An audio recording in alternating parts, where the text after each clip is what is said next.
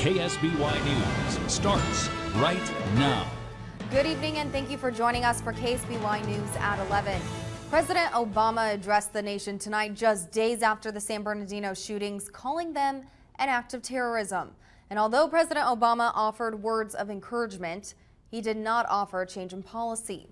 The president discussed the broader threat of the new phase of terrorism and how we can keep our country safe. He also called Muslim Americans our biggest allies. Obama briefly touched on the topic of gun control, saying law enforcement can't identify every would-be mass shooter, but they can make it harder for them to kill. Our success won't depend on tough talk or abandoning our values or giving in to fear. That's what groups like ISIL are hoping for. Instead, we will prevail by being strong and smart, resilient and relentless, and by drawing upon every aspect of American power. The president also called on Congress to authorize the use of military force against ISIS and for Americans to stand together. In local news, multiple fires in Oceano this late afternoon are now being investigated altogether as suspicious. 5 Cities Fire says they received reports of 3 fires in an area near Silver Spur Place at approximately 4:43 this afternoon. Fire Chief Steve Lieberman says the area where the fires broke out is difficult to access. All 3 fires burned a total of half an acre of vegetation and were extinguished by 5:50 in the afternoon. But shortly after crews were finished with the first 3 fires near Silver Spur Place, 5 Cities Fire says they received reports of another incident off Pier Avenue, also in Oceano. The fire was reported around 6 o'clock and was approximately 20 feet in diameter. 5 Cities Fire says a pile of trees were burned, and by the indications, all 4 fires could be related. It took crews less than an hour to extinguish those flames. State Parks is now investigating these cases. And authorities are searching for 2 subjects that fled the scene of a rollover crash in Lompoc this morning. The crash took place around 10:42 a.m. on Harris Grade Road, approximately 1/4 mile north of Burton Mesa Road. When emergency personnel arrived at the scene, they found a female inside the vehicle with major injuries. The Santa Barbara County Fire Department says there were initially 3 people inside the car, but the 2 white male subjects left before firefighters or police arrived. The female was taken to Santa Barbara Cottage Hospital via helicopter. The names of the 2 males that fled the scene have not yet been released. And in news across the state, 4 days after the trauma of San Bernardino, we're beginning to get a fuller picture of the young married couple who walked into that conference center and opened fire. Correspondent Miguel Almaguer has more from San Bernardino. Saeed Farouk, the man whose shooting spree left 14 dead and 21 wounded, was described as an angel, but a shy conservative young man by his father. Speaking to La Stampa, an Italian newspaper, Saeed Farouk Sr. said his son, born in Chicago to Pakistani parents, later in life became obsessed against Israel and, quote, shared ISIS leader al-Baghdadi's ideology to create an Islamic state. He said, "One time I saw him with a gun. I got angry. 45 years in the United States. I yelled at him. I've never had a gun." Saeed shrugged his shoulders and answered, "Your loss." Estranged from his son, Farouk Sr. says he can't come to peace with what has happened. "My life here is over." We have at least 20 victims. Farouk carried out the attack with his Pakistani wife, Tafshin Malik. The couple lived with their 6-month-old daughter and his mother in a home loaded with bombs, weapons, and ammunition.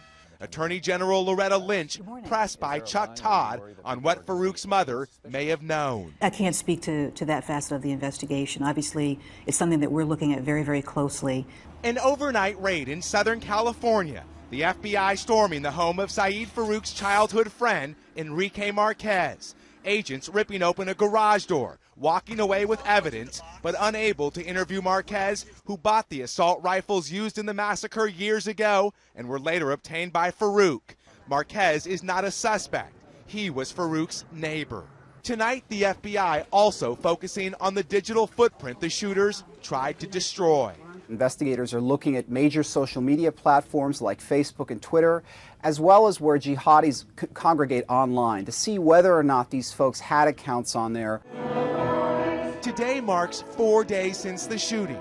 Those of all faiths remembered the victims. We pray for the family of Sierra Claiborne. Sierra Claiborne was just 27. Her parents dreamed of her wedding. Today, they're planning her funeral. She was my sunshine, and she always made me happy. In times when I should have been crying, she made me laugh. And in news around the world, British counterterrorism police are investigating a stabbing at a London Underground train station last night. Video of the attack shows the attacker appearing to wield a knife at passengers before being taken down by a police officer's stun gun. 2 people were injured in the attack, one of them seriously. Another was threatened but not hurt. 1 man was arrested. London police say the stabbing is being treated as a terrorist incident and the motive is not confirmed, but a witness said the suspect said, "This is for Syria," as police arrested him.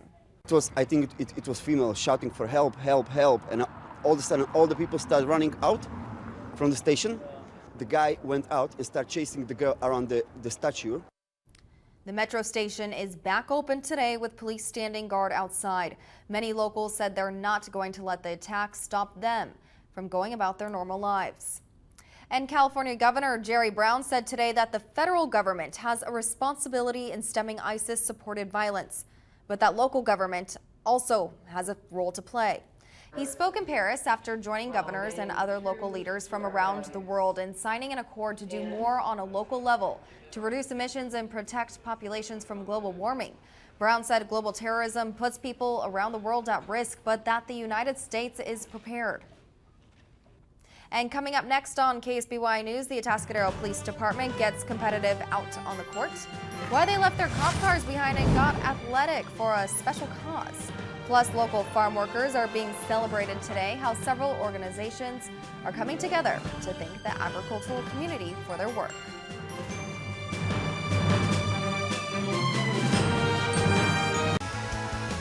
Our Season of Hope campaign is kicking into high gear, and we want to remind you to think of those in need as you do your holiday shopping. This Tuesday, December 8th, we will be live for Season of Hope at the Pismo Family Practice in Pismo Beach. You can make your donations there, but if you can't make it out, there's drop-off locations set up throughout San Luis Obispo and Santa Barbara counties. So far, we've collected more than $12,000 in cash donations, plus a $5,000 match from Heritage Oaks Bank.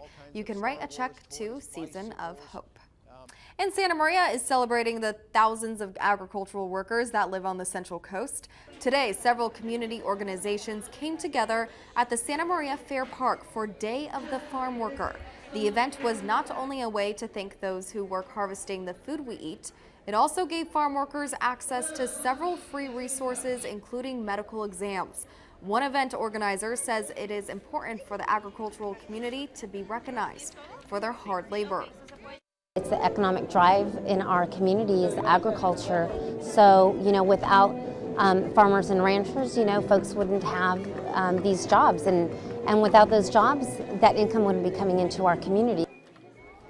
This annual event is sponsored by the Migrant Program, which provides support services to migrant children and young adults nationwide. The Atascadero Police Department got competitive this afternoon during an annual basketball game that's raising funds for a good cause. Local police, some in their work uniforms and others in basketball gear, played against the Hot Shots today. They're a Special Olympics team that travels throughout the state representing the Central Coast. The Atascadero Police Department faced a difficult opponent as the Hot Shots went into the game with a 2-0 record. It's really awesome for them to come out of their time and play with us. Get to know them and get to play with them, and they're good for us. We like it. And in the end, the Hot Shots beat the Atascadero Police Department. Once again, the event was able to raise more than $500, which will go towards Special Olympics programs. And the Jewish community of San Luis Obispo is marking the start of Hanukkah tonight. This 8-day festival commemorates ancient miracles and symbolizes triumph over oppression. The holiday begins at sundown with families gathering to light the first nightly candle of the menorah, a ceremonial candelabra. From now until the end of the Hanukkah celebration, the JCC Federation of San Luis Obispo will be holding a free candlelight ceremony at Mission Plaza. It's just a really beautiful expression of community, of the Catholic Church, the Jewish community coming together, and all of us just celebrating diverse backgrounds on the Central Coast. And this Jewish ceremony has been taking place for more than 20 years in San Luis Obispo. And for whoever made it out to that ceremony, as well as anything going on across the Central Coast, it was beautiful out today. Clear skies and no rain. We do have rain in the forecast, though. Here's a look from the Sunken Gardens in Atascadero earlier today. I'll have all your details for your work week coming up next after the break. The Season of Hope, brought to you on KSBY 6 and CW5 by CCPN, Heritage Oaks Bank, San Luis Bay Motors Kia, R&R Furniture, Sierra Vista Regional Medical Center, and Twin Cities Community Hospital.